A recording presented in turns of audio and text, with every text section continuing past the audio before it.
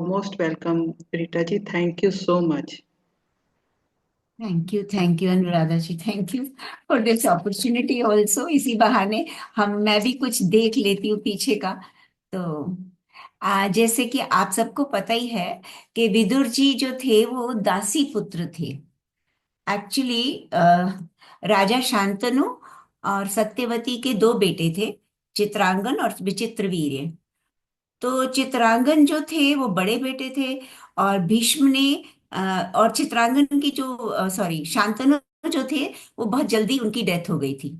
तो भीष्म पिता में माँ ने ही इन दोनों बच्चों का को पाला बड़ा किया, और चित्रांगन को राजगद्दी पर बिठा दिया, क्योंकि भीष्म जी की तो अपनी प्रतिज्ञा थी कि वो ना तो राज करेंगे ना शादी करेंगे। तो शादी के बाद जो चित्रांगन थे, वो बहुत जल्दी उनकी डेथ हो गई। तो उनकी डेथ हो गई, तो अब उनकी जो उनके दो बेटे हुए थे, और उन दोनों बेटों को पाला किसने? भीष्म ने। तो भीष्म ने जब पाला तो उनके बड़े बेटे को गद्दी पर बिठाया। तो जब बड़ा बेटा गद्दी पर बैठा तो वो भी एक युद्ध में मारा गया। और जो छोटा बेटा बेटा था, उसको जब उन्होंने सोचा कि अब इसको बिठाना है गद्दी पर, तो उसकी शादी के लिए उन्होंने दो एक क्या कहते हैं हसनापुर में एक राजा से राजा की तीन बेटियां थी, अंबा, अंबालिका और अंबा, अंबिका और अंबालिका। तो इनमें से अंबा जो थी, इन उन्होंने ना युद्ध करके भीष्म पितामह ने इन तीनों बेटियों को अपने कब्जे में कर लिया, मतलब अपने राज्य में हस्तिनापुर में ले आए। और उन्होंने चाहा कि इसकी तीनों की शादी जो है वो उनके दूसरे बेटे चित्रांगन के साथ, एक सेकेंड, हाँ, चित्रांगन के साथ शादी कर दे। लेकिन जो बड़ी बेटी थी उसने तो मना कर दिया, उसने कहा कि मैं ऑलरेडी किसी और को पसंद करती हूँ, तो मैं यहाँ पे शादी नहीं करूंगी।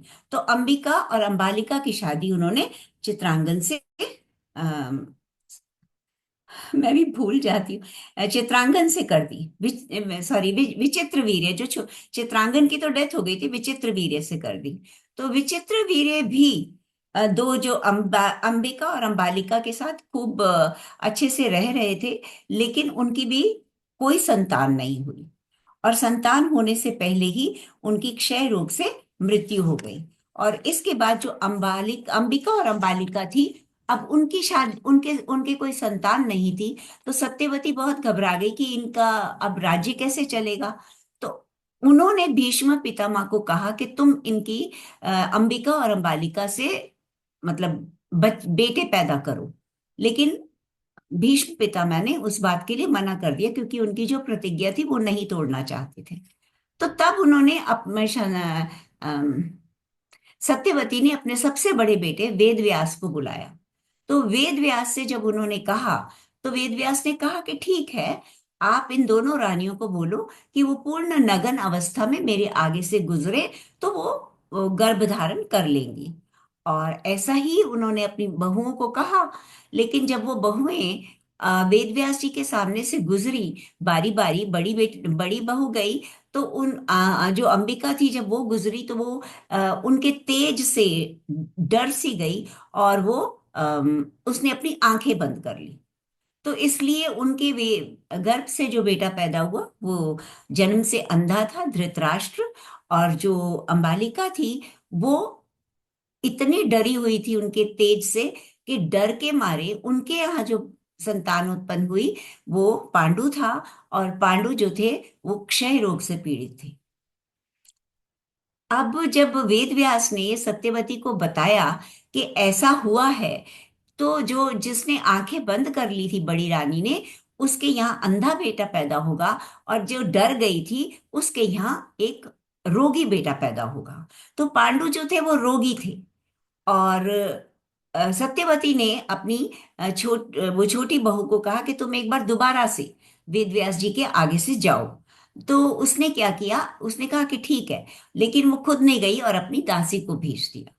और दासी जो थी वो बहुत निष्कपट थी, बहुत सिंपल लेडी थी। और वो नग्न अवस्था में वेद व्यास के सामने से गुजरी, और उनके यहाँ जो पुत्र हुआ वो बहुत ही विद्वान पुत्र उत्पन्न हुआ, जो कि विदुर जी थे।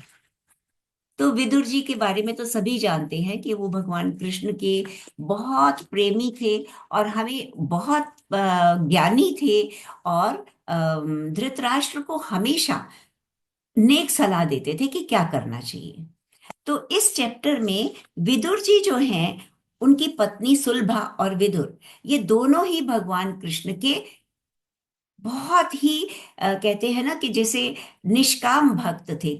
उनकी कोई इच्छा नहीं थी, किसी तरह का कोई लालच नहीं था। और विदुर जी जो थे वो धृतराष्ट्र, क्योंकि धृतराष्ट्र ने जब पांडु की मृत्यु हो गई थी तो धृतराष्ट्र गद्दी पर बैठा था। तो धृतराष्ट्र जो था वो लालची था और वो चाहता था कि किसी भी तरह से मेरा बेटा ही राजा बने। तो विदुर जी हमेशा उनको नेक सलाह दिया करते थे। लेकिन जब उन्होंने देखा कि यहाँ उनकी बिल्कुल नहीं चल रही, तो फिर उन्होंने क्या किया, मैं उसके बारे में बताती हूँ। एक बार विदुर जी और मैत्रेय जी का मिलन हुआ।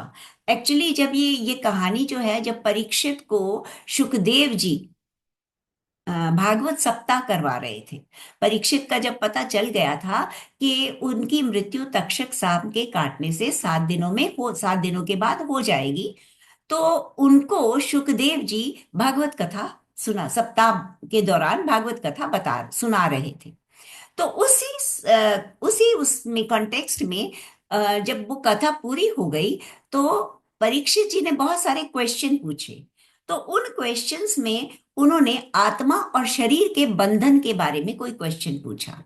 तो इसमें उन्होंने क्या बताया, अब जो सॉरी सुखदेव जी हैं वो बता रहे हैं कि जो आत्मा है, आत्मा शरीर के बंधन, शरीर आत्मा जो है वो शरीर के बंधन में रहती है। लेकिन शरीर तो जड़ है और आत्मा चेतन है। किंतु जड़ चेतन की ये ग्रंथि जो है ये असत्य है, गलत है, क्योंकि चेतन को जड़ वस्तु किसी प्रकार बांध ही नहीं सकती। पर ये असत्य होने पर भी जिस तरह हमें, जैसे हम कई बार सपने देखते हैं, तो सपने में से जब हम उठते हैं तो बहुत पछताते हैं कि ये क्या हुआ, ये तो बड़ा अजीब सा सपना था, ऐसा कैसे हो सकता है। तो उसी तरह से कहते हैं कि जब मनुष्य इस भाव में रहता है कि वो मतलब जड़ शरीर में आत्मा रूपी मन, आत्मा रूपी जो परमात्मा है जो इस मनुष्य शरीर में रह रहा है, जब वो उसमें शरीर के साथ बंध जाता है तो उसके जो अनुभव होते हैं वो उसको रुलाते हैं। तभी तो जन्म और मृत्यु का साइकिल चलता है। तो परीक्षित जी ने कहा, विदुर जी और मैत्रेय जी का एक बार मिलन हुआ था, तो उसके बारे में मुझे बताइए। तो सुखदेव जी कहते हैं कि विदुर जी एक ऐसे देवता इंसान थे कि जिनके घर भगवान कृष्ण बिना निमंत्रण के आते थे। तो धृतराष्ट्र ने जब पांडवों को लाक्षागृह में जला दिया था, जलाने का प्रयत्न किया था, कोशिश की थी, तो विदुर जी ने धृतराष्ट्र को उपदेश दिया कि तुम उसका दिया, किंतु उसका धृतराष्ट्र पर कोई असर नहीं हुआ। विदुर जी ने धृतराष्ट्र को समझाने की कोशिश की कि तुम पांडु पुत्रों को इस तरह से दुख मत दो। लेकिन धृतराष्ट्र जो था वो पुत्र मोह में इतना अंधा था कि उसको कोई असर नहीं होता था। तो विदुर जी ने सोचा कि ये जो धृतराष्ट्र है ये तो बहुत दुष्ट है और इसके कुसंग से मेरी बुद्धि भी भ्रष्ट हो जाएगी। फिर भी उन्होंने उसको कई बार उपदेश दिया, किंतु धृतराष्ट्र ने एक भी ना सुनी। तो विदुर जी ने उसके घर को ही छोड़ दिया। विदुर जी अपनी पत्नी सुलभा के साथ समृद्ध घर का त्याग करके वन में चले गए। वनवास के बिना जीवन में सुवास नहीं आ सकता, इसीलिए पांडवों ने और भगवान रामचंद्र जी ने भी वनवास किया था। विदुर जी तो पहले से ही तपस्वी सा जीवन बिताते थे और भगवान का कीर्तन करते थे। इसलिए दुर्योधन के 56 भोग छोड़कर भी श्री कृष्ण ने विदुर जी के घर की भाजी का प्राशन किया। विदुर और सुलभा वन में नदी के किनारे कुटिया बनाकर रहते थे और तपश्चर्या करते थे। वे हर रोज 3 घंटे प्रभु का कीर्तन और 3 घंटे प्रभु की सेवा करते थे। 12 वर्ष तक वे इस प्रकार भगवान की आराधना करते रहे। मन को सतत सत्कर्म में लगाए रखो रखो, नहीं तो मन विठल निठल्ला होकर पाप करेगा। भगवान का वे कीर्तन करते थे और भूख लगने पर भाजी खाते थे। भोजन करना पाप नहीं है, भोजन में ही खो जाना और भोजन करते समय भगवान को भूल जाना पाप है। मतलब यहाँ पर जो विदुर जी और उनकी पत्नी सुलभा थी, वो दिन रात भगवान कृष्ण की तब पूजा पाठ करते थे। और जब भोग लगती थी तो केवल सब्जी खाते थे, केवल भाजी खाते थे, अन्न नहीं खाते थे। तो वो कहते हैं कि कई लोग तो कड़ी खाते खाते उसी में खो जाते हैं और अगले दिन माला फेरते हुए भी कड़ी की याद कर आती है। मन में सोचते हैं कि कल कड़ी कितनी स्वादिष्ट थी। विदुर जी ने सुना कि द्वारिका नाथ संधि कराने के लिए हस्तिनापुर आ रहे हैं। जैसा कि आप सब लोग जानते ही हैं कि जब पांडव और कौरवों के बीच किसी भी तरह का कोई समझौता नहीं हुआ, तो अल्टीमेटली पांडवों ने अब निश्चय कर लिया कि बिना युद्ध के हमें हमारा राज्य नहीं मिलेगा। तो जब वो राज्य नहीं मिलेगा ये सोचकर युद्ध करने की तैयारी कर रहे थे, तो भगवान कृष्ण ने बहुत कोशिश की कि किसी तरह से ये युद्ध ना हो।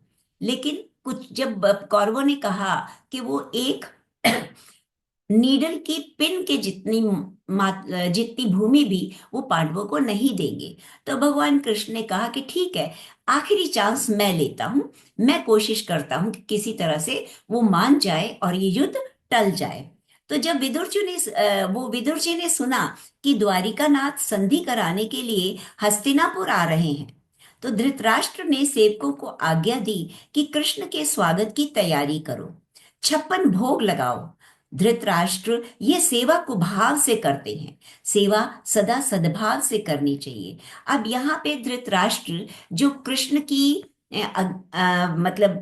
कृष्ण के आने से पहले खूब तैयारी करवाते हैं और वो चाहते हैं कि वो कृष्ण को बहुत खुश करके भेजे। लेकिन उनके मन में एक भावना गलत है, क्योंकि वो चाहते हैं कि वो मेरे पुत्रों को आशीर्वाद दें कि वो युद्ध में जीत जाए। वो चाहते हैं कि वो पांडवों को इस तरह से मना ले कि वो कभी भी उनसे राज्य ना मांगे। तो उनका भाव जो था वो सेवा का भाव नहीं था, उनके मन में भेद था, उनके मन में चालाकी थी। धृतराष्ट्र ये सेवा कुभाव से करते हैं। कुभाव से सेवा करने वाले पर भगवान प्रसन्न नहीं होते। जो सद्भाव से सेवा करते हैं उनकी सेवा से वे प्रसन्न होते हैं।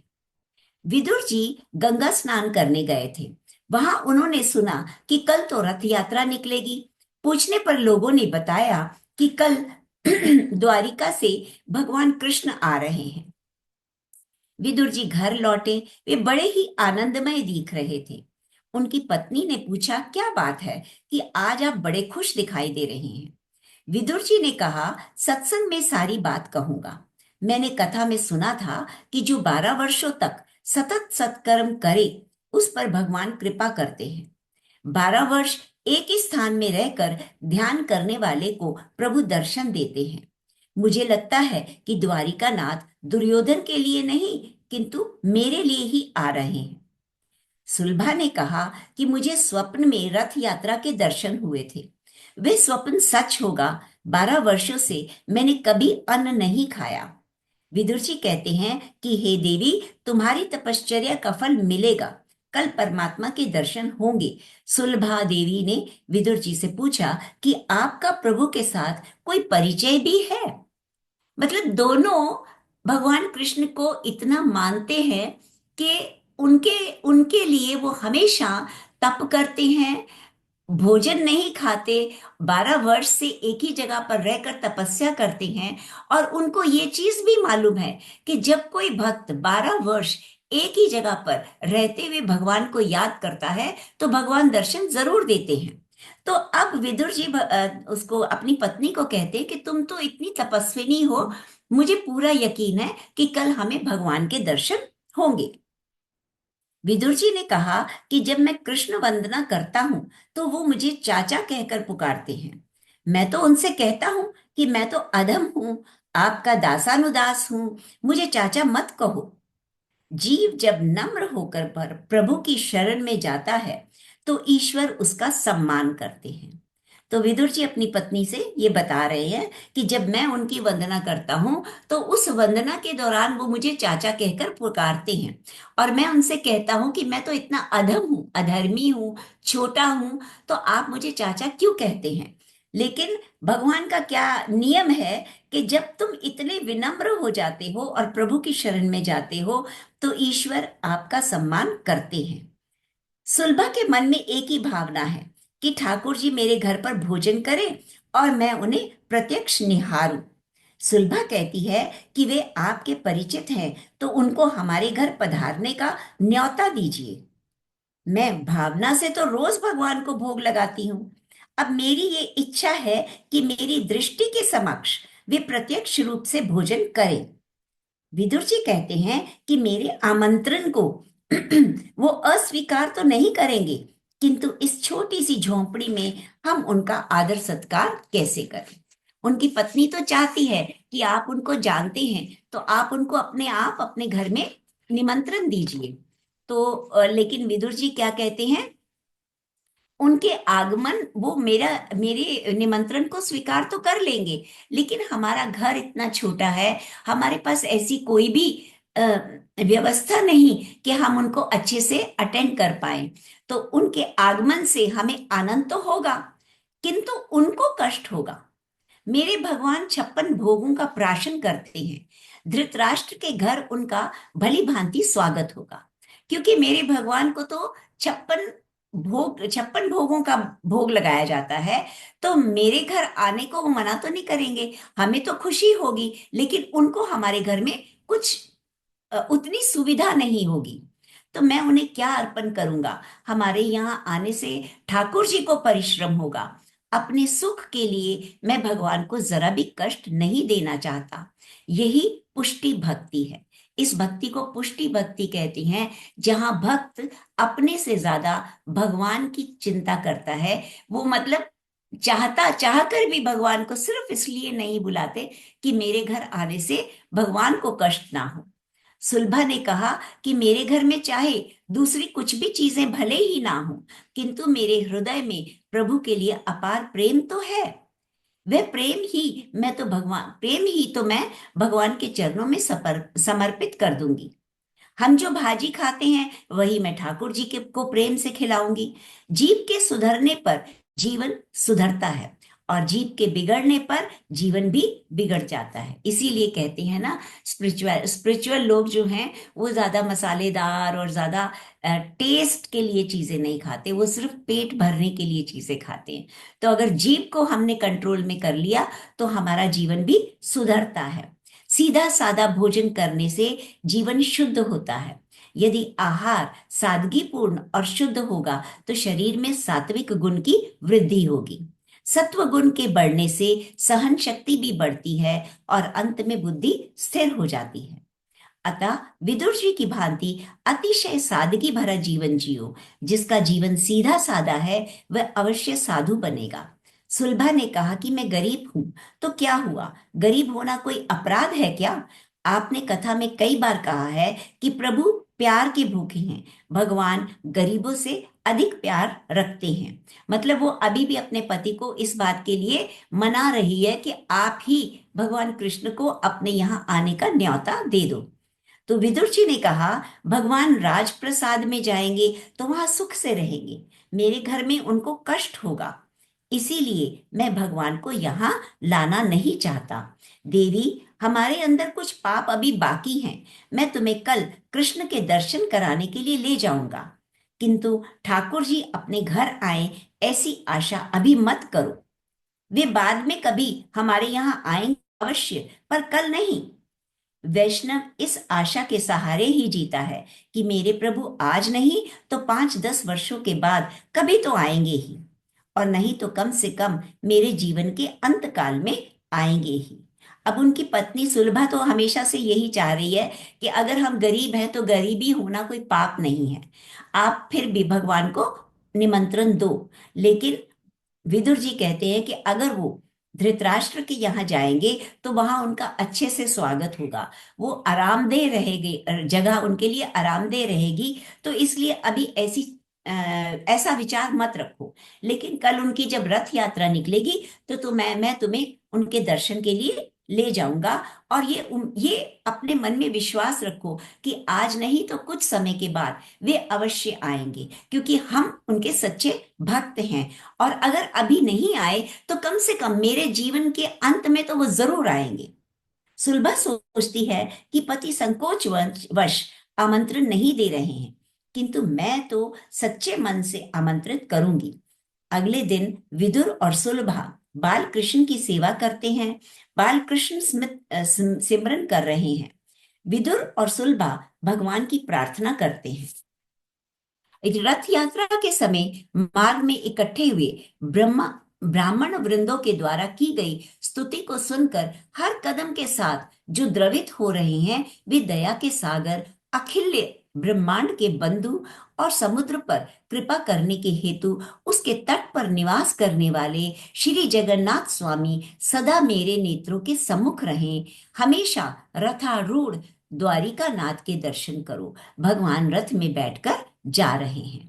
तो जब ये लोग जाते हैं रथ यात्रा को देखने के लिए, तो रास्ते में, पूरे रास्ते में ब्राह्मण लोग जो है वो उनकी वंदना कर रहे हैं। और सब अपने मन में भगवान की मतलब उस सुंदर मूर्त को, उस प्रत्यक्ष मूर्त को देख रहे हैं, दर्शन कर रहे हैं। और भगवान जो है वो रथ में बैठे हुए हैं। जब तक जीव शुद्ध नहीं होता तब तक परमात्मा उससे आंख नहीं मिलाते, और जब तक चार आंखें एक ना हो तब तक दर्शन में आनंद नहीं मिलता।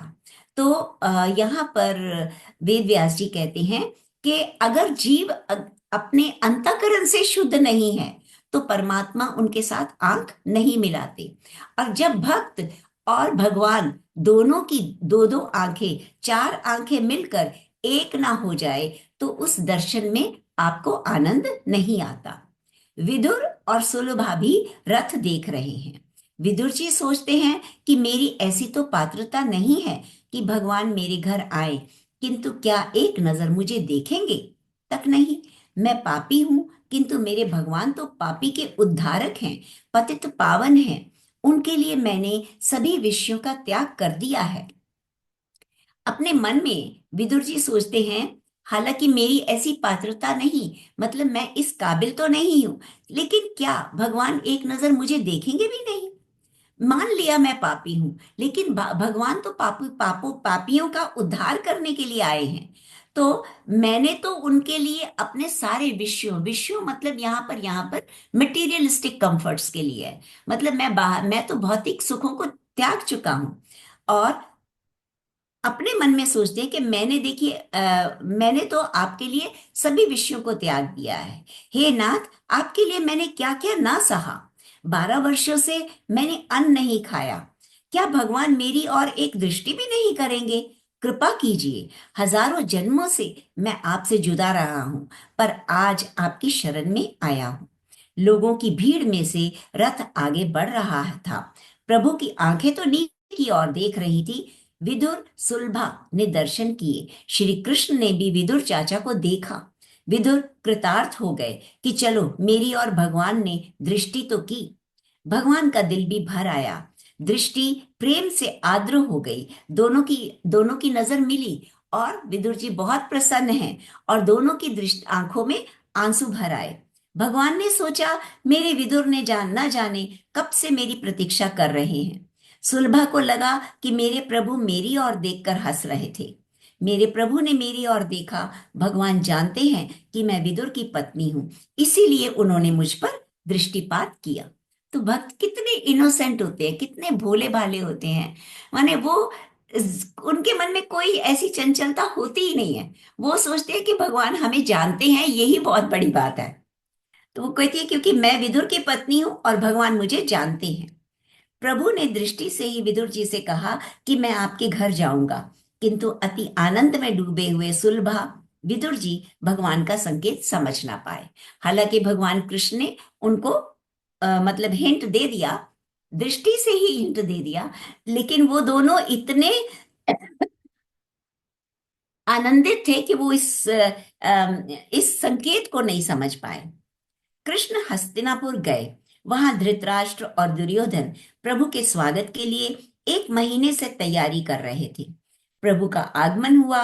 प्रभु ने धृतराष्ट्र दुर्योधन ने को बताया कि मैं द्वारिका के राजा की हैसियत से नहीं, अपितु पांडवों का दूत बनकर आया हूं। पांडवों का नाम सुनते ही दुर्योधन ने भगवान का अपमान कर दिया। पहले तो वो दोनों, दुर्योधन और उसके पिता धृतराष्ट्र, दोनों बहुत खुश थे कि भगवान कृष्ण उनके यहाँ आए हैं, और उनके आने के लिए बहुत स्वागत, बहुत तैयारियां की। मगर जैसे ही भगवान कृष्ण वहां पे पहुंचे और उन्होंने बता दिया कि मैं एक द्वारिकापुरी का राजा बनकर यहाँ नहीं आया, मैं तो यहाँ पर पांडवों का दूत बनकर आया हूं, और ये सुनते ही दुर्योधन के तो मन में गुस्सा भर आया। उसने भगवान का भी अपमान कर दिया। दुष्ट दुर्योधन ने भगवान का अपमान करते हुए कहा कि भीख मांगने से राज्य नहीं मिलता। सुई की नोक रखी जा सके उतनी भूमि में मैं पांडवों को नहीं दूंगा। मैं युद्ध के लिए तैयार हूं। उसने श्री कृष्ण की एक न मानी। संधि कराने के प्रयत्न में श्री कृष्ण सफल ना हो सके। धृतराष्ट्र ने भगवान से कहा कि इन भाइयों के झगड़े से आप दूर ही रहें। आपके लिए 56 भोग तैयार हैं, आराम से भोजन कीजिए। और धृतराष्ट्र जो थे वो पुत्र मोह में इतने अंधे थे कि उन्होंने अपने बेटे को नहीं रोका कि तुम ऐसे क्यों बोल रहे हो। और उन्होंने भगवान कृष्ण को कहा कि आप इन भाइयों के झगड़े में मत पड़ो, आप आओ, हमने आपके लिए 56 भोग तैयार किए हैं, चलिए हम भोजन करते हैं। तो श्री कृष्ण ने कहा कि तुम्हारे घर का अन्न खाने से तो मेरी भी बुद्धि भ्रष्ट हो जाएगी। पापी के घर का अन्न खाने से किसी भी व्यक्ति की बुद्धि भ्रष्ट हो सकती है। 56 प्रकार की खाद्य वस्तुएं भगवान के लिए तैयार की गई थी, किंतु फिर भी उन्होंने खाने से इनकार कर दिया। अन्य राजाओं ने आशा की कि कृष्ण उनके घर भोजन करेंगे, किंतु कृष्ण ने तो उनको और सभी ब्राह्मणों को भी निराश कर दिया। जब भगवान ने उनके घर भोजन खाने के लिए मना कर दिया, क्योंकि उन्होंने कहा तुम्हारा अन्न खाने से तो मेरी भी बुद्धि भ्रष्ट हो जाएगी, तो इतना इतनी तैयारी के बाद भगवान कृष्ण ने जब भोजन के लिए मना किया, तो वहां पे जितने भी राजा और ब्राह्मण थे, उन्होंने सोचा कि चलो यहाँ नहीं तो भगवान हम में से किसी के घर अवश्य भोजन करेंगे। लेकिन भगवान ने किसी भी राजा, किसी भी ब्राह्मण के घर जाना स्वीकार नहीं किया। द्रोणाचार्य ने तब पूछा कि आप सभी के आमंत्रण से इनकार कर रहे हैं, तो फिर कहाँ जाएंगे? भोजन का समय हो गया है, कहीं ना कहीं भोजन तो करना ही पड़ेगा।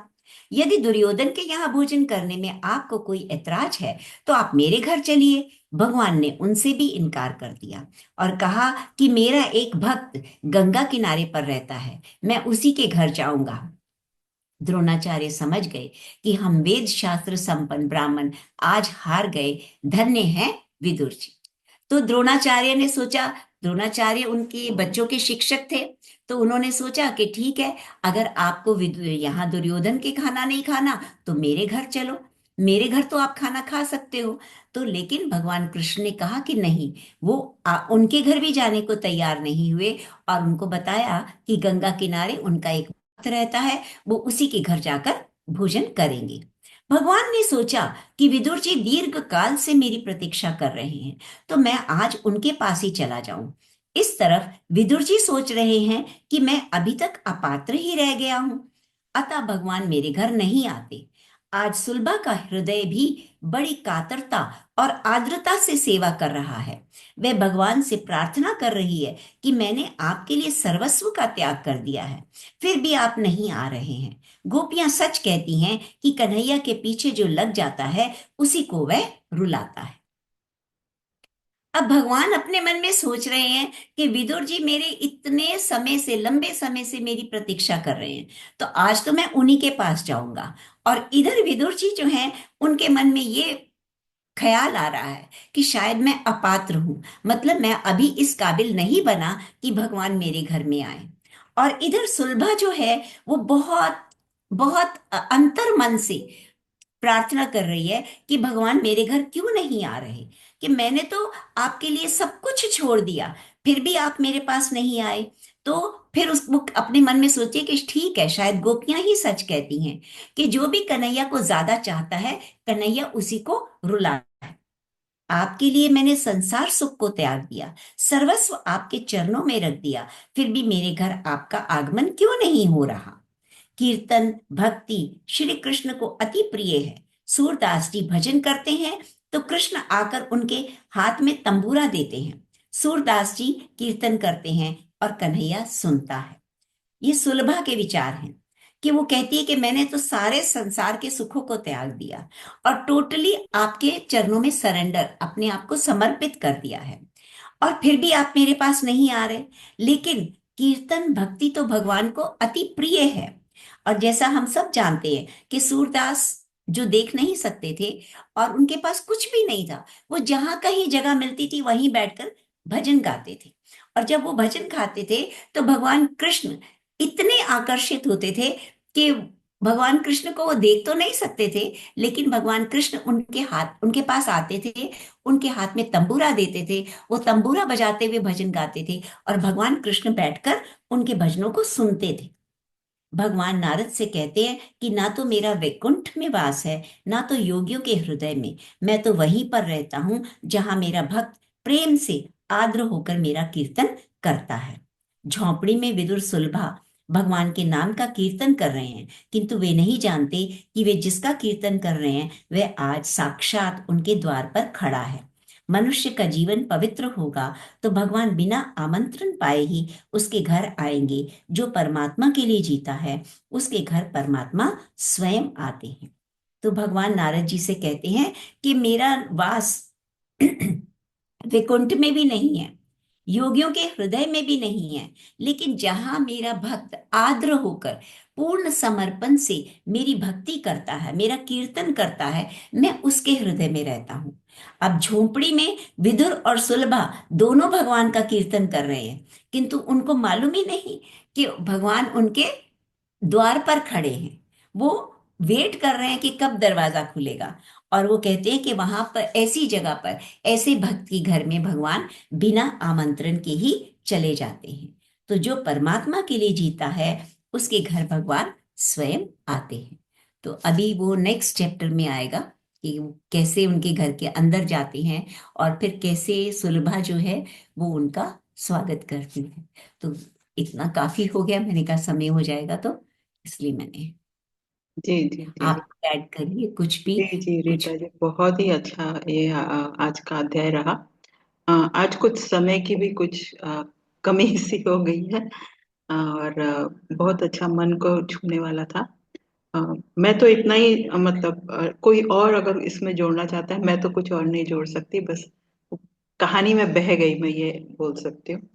बहुत अच्छा लगा, पद्मा जी भी जुड़े हैं और मंजू जी भी जुड़े थे। मधुलिन या विनीता, आप कुछ कहना चाहते हैं या रीता जी को धन्यवाद देना चाहते हैं कि वो इतनी अच्छी अच्छी कहानी बता रहे हैं? तो अनम्यूट करके प्लीज कुछ कहें। Thank you Rita ma'am. आज तो मैं कहानी में सच में बह ही गई, जैसे अनुराधा मैम ने बोला, बहुत अच्छे से आपने समझाया। और इतना ब्यूटीफुली मुझे तो ऐसे लग रहा है कि मैं वहीं पर हूँ खड़ी और भगवान जी आ रहे हैं। और रथ यात्रा के बारे में बात भी किया आपने, वो तो मेरा फेवरेट है, क्योंकि मैं पुरी की हूँ, उड़ीसा की हूँ। और रथ यात्रा तो मैंने बचपन से बहुत बार देखा है। वो मेरे दिल को, अभी मैं नहीं जा पा रही हूँ, एक मुझे दुख है, क्योंकि मैं अभी बैंगलोर में हूँ, जा नहीं पा रही हूँ। लेकिन रथ यात्रा में वो भगवान जी बोलते हैं कि मैं रथ यात्रा का एक महत्व है कि वो भक्तों के भगवान है।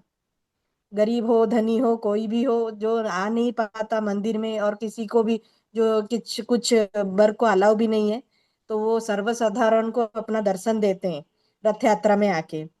तो वो सबके लिए खुले रहते हैं, इतने भक्त आते हैं वहां पर, और भगवान जी उनको रथ में दर्शन देते हैं। वो ये उनका प्राधान्य, वो भगवान है, वो भक्तों के पास वो बहे जाते हैं। ये आज के कहानी में भी आपने ऐसा बताया कि विदुर जी के घर कैसे वो भक्ति में विभोर होके आए।